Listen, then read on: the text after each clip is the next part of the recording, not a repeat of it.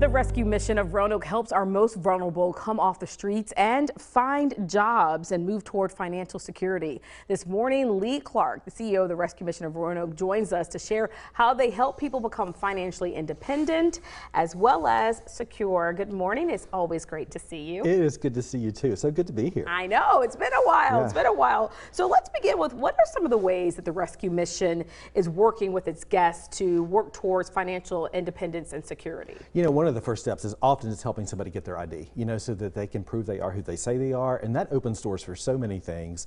Opens doors for conversations like with the financial empowerment centers or with our case managers to be able to start a savings plan. It really opens doors for employment. And so you get that start and people get moving. You get that momentum building, build some confidence and kind of move forward in a positive ways. And then from there, they can start a savings plan and save up the money to really get them into an apartment. And so that first month's rent and the internal utilities, all those things you've got to do, that's what the savings plan is about. And so when our guests do that, they get the resources for financial independence. They build a lot of confidence in the process as well. Yeah, I hope that in the time in which we've had the Rescue Mission on, have you guys on here on the show over the years, that people recognize that you all are so much more than just a shelter, so much more than, which is great to provide a warm place to lay your head and it's safe and food, but to be able to rebuild so much in the individual, to give them that confidence and security, it's just a testament of what the Rescue Mission is all about, which unfortunately a lot of people may not realize, but I hope by watching Living Local over the years that you have. Absolutely. Well, let's talk about a little bit more about that savings program there. Can you tell us how that works? Yeah, so I guess they become employed. They've taken those important steps to get a job. And now that they're employed, they're moving forward, they start a savings plan. And they actually save 75% of their income while they're there at the mission. Because, when you think about it, the mission's providing all their resources, it's providing shelter and food and medical care, all the things that they're needing as wraparound services to help them get going. And then as that savings builds, they're working with their case manager to identify appropriate housing. They actually go on site visits to see the housing together with the case manager and to walk through and to see if it's something that's going to maybe meet the landlord, all those next steps. And then when they're ready, all that money comes back to them. And so it comes back to them in the forms of deposits to the landlord for the first month, last month's rent, also utilities, turning on utilities and things like that. And it gives them sort of a cushion to start well.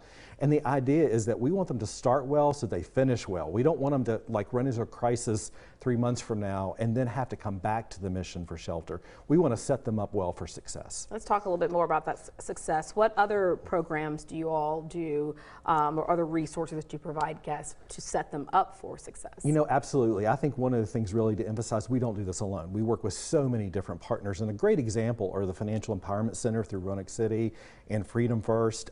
It is a great resource. We've had people pay off debt, or we've had people improve their credit scores dramatically.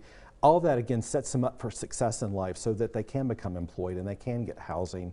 And again, don't need to fall back on the rescue mission. We want to be able to get them set up well so that we can help that next person who's coming to the door. Yeah, we have about a minute left. Explain to us, if you will, how you have seen these programs add up for a successful outcome for your guests. It is so wonderful to see how it all comes together.